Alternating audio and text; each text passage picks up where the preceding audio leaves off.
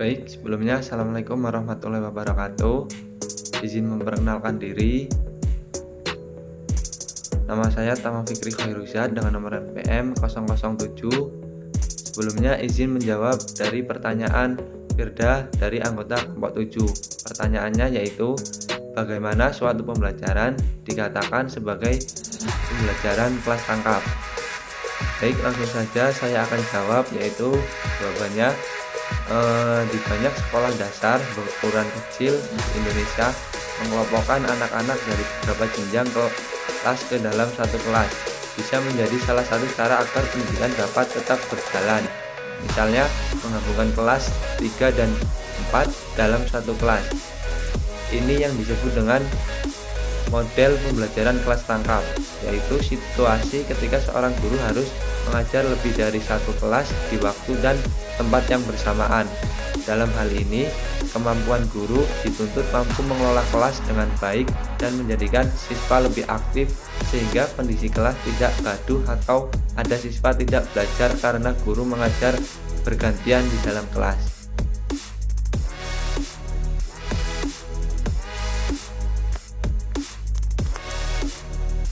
Assalamualaikum warahmatullahi wabarakatuh. Izin menjawab pertanyaan dari pertanyaan Syahrul Ramadhani dengan angka 075 perwakilan dari kelompok 5. Pertanyaannya yaitu, apa sih alasan mengapa multi-grade teaching dikenal dengan pembelajaran kelas tangkap di Indonesia? Jadi pembelajaran kelas tangkap juga sering disebut dengan multi-grade teaching atau MGT. Di Indonesia lebih dikenal dengan istilah pembelajaran kelas tangkap karena mengenai MGT, multi-grade teaching yang memiliki potensi untuk meningkatkan kualitas pembelajaran dalam bertempat menolak kekurangan guru. Multi-grade teaching bukan ide yang baru, tapi saat ini operasional multi-grade teaching dapat dipergunakan secara luas.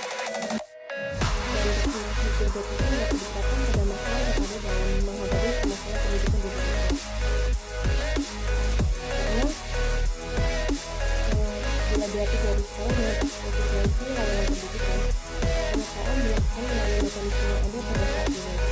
Lalu, terdapat pembelajaran kelas atau multi-grade dikhususkan untuk para peserta didik yang tinggal di daerah-daerah pedesaan yang terpencil, dengan jumlah pendidikan jarang dan kurang beruntungan atau disadvantaged. Hal ini dilakukan untuk yang pertama mengurangi kesenjangan pendidikan antara anak-anak di daerah perkotaan dan pedesaan, serta dua memberikan layanan pendidikan yang dapat diakses dengan mudah oleh anak usia sekolah dalam rangka melaksanakan pendidikan dasar. Model pembelajaran kelas tangkap atau multi-grade teaching diterapkan karena adanya sulitnya transportasi peserta didik karena bermukim jauh dari sekolah, banyaknya sekolah yang mempunyai jumlah siswa terlalu kecil, dan secara keseluruhan terjadi kekurangan jumlah guru sebagai disebabkan karena penyebaran tidak merata, yaitu adanya kekurangan ruang kelas dan kemungkinan ada guru tidak hadir padahal tidak ada guru cadangan. Jadi itu mengapa alasannya jadi ini dikenal dengan pembelajaran kelas tangkap di Indonesia. Terima kasih. Assalamualaikum warahmatullahi wabarakatuh. Izin memperkenalkan diri, nama saya Tulfa Amreni, NPM 013. Izin menjawab pertanyaan dari Ananda Amalia Apra. Pertanyaannya yaitu, kelebihan dan kelemahan apa saja yang ada di dalam pembelajaran kelas tangkap? Yang pertama, yaitu kelebihan pembelajaran kelas tangkap.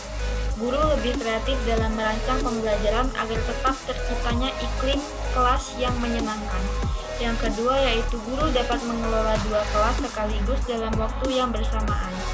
Yang ketiga, peserta didik mengembangkan sikap positif tentang sering membantu satu sama lain.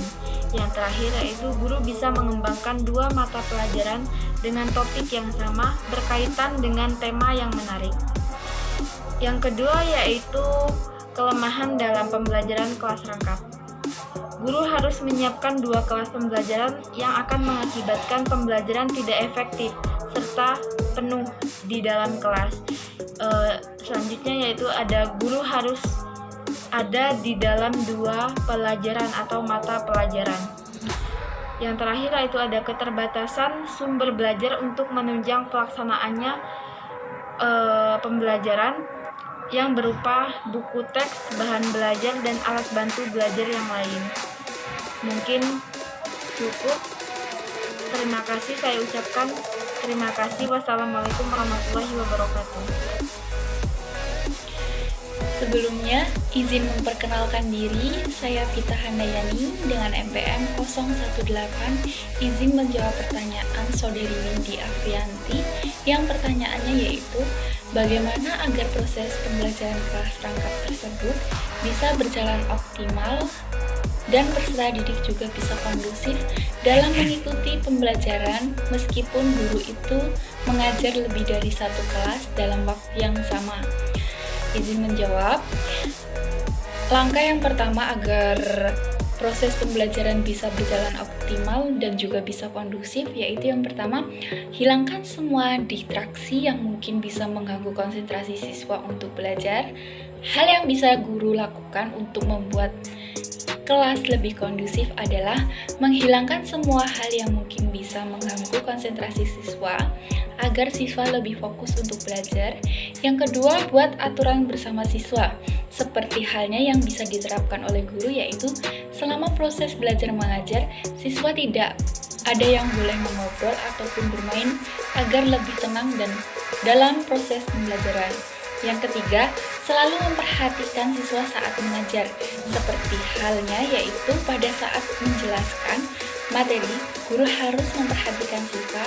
Jika ada salah satu siswa yang terlihat kurang fokus saat belajar, maka guru harus menegurnya. Terima kasih.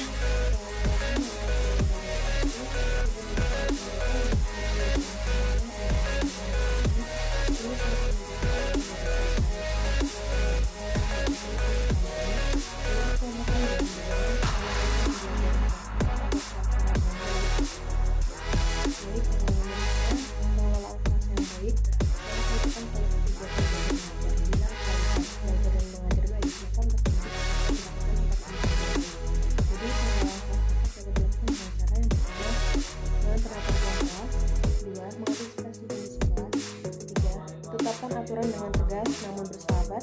Yang keempat, siswa harus fokus pada pembelajaran. Yang kelima, belajar dengan santai tapi serius. Yang keenam, semangat dalam kegiatan belajar mengajar. Ketujuh, mempersiapkan rencana pelaksanaan pembelajaran. Jadi sebelum kita mengajar, kita harus mempersiapkan rencana pelaksanaan pembelajaran, yaitu menyiapkan RDP dengan baik. Serta kita harus menguasai materi. Selanjutnya yaitu dengan menampilkan performa mengajar dengan baik.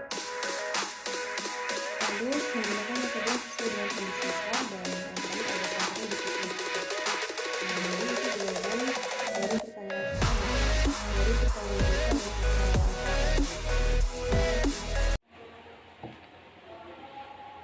Izin menjawab atas pertanyaan Saudari Laila Maulida Ma'ruf yang pertanyaannya yaitu, apakah bimbel termasuk ke dalam pembelajaran kelas rangkap? Izin menjawab, tidak. Bimbel tidak termasuk ke dalam pembelajaran kelas rangkap karena kelas rangkap adalah kelas yang guru mengajar lebih dari satu tingkatan kelas pada saat yang sama di kelas yang sama. Pembelajaran kelas rangkap diterapkan hanya untuk letak geografis yang sulit dijangkau, ruangan kelas terbatas, kekurangan tenaga guru, jumlah siswa yang relatif sedikit, guru berhalangan hadir, atau mungkin faktor keamanan seperti di daerah pengungsian. Baik, sebelumnya Assalamualaikum warahmatullahi wabarakatuh.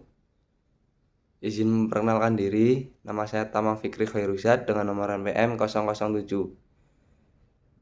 Di sini saya akan menjawab pertanyaan dari Trilailatul Hasanah.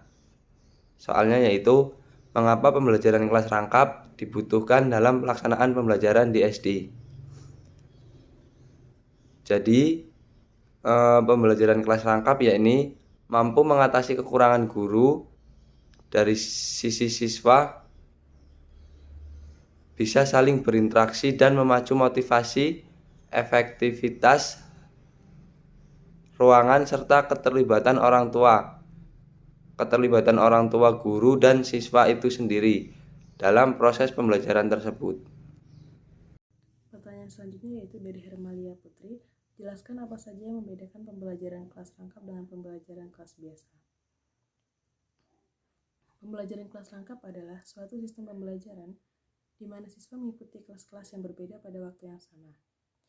Sedangkan pembelajaran kelas biasa adalah sistem pembelajaran di mana siswa mengikuti kelas-kelas yang sama secara terus-menerus. Biasanya waktunya sama dan setiap hari.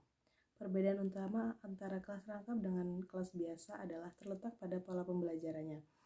Pola kelas rangkap, siswa dapat mengikuti kelas-kelas yang berbeda pada waktu yang sama. Sedangkan pada pembelajaran kelas biasa, siswa mengikuti kelas-kelas yang sama secara terus-menerus.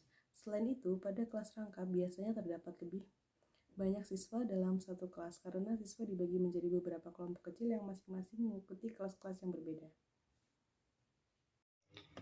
Baik, Assalamualaikum warahmatullahi wabarakatuh. Izin memperkenalkan diri, nama saya Silva Anggraini, NPM 013. Izin menjawab pertanyaan dari Tiara Monika. Pertanyaannya yaitu, bagaimana menghadapi anak yang auditif? Jadi, anak yang auditif sebaiknya diberikan gaya belajar seperti berdiskusi, baik itu di sekolah maupun di rumah, dalam membuat sebuah kelompok belajar ataupun diskusi dengan guru dan orang tua di rumah.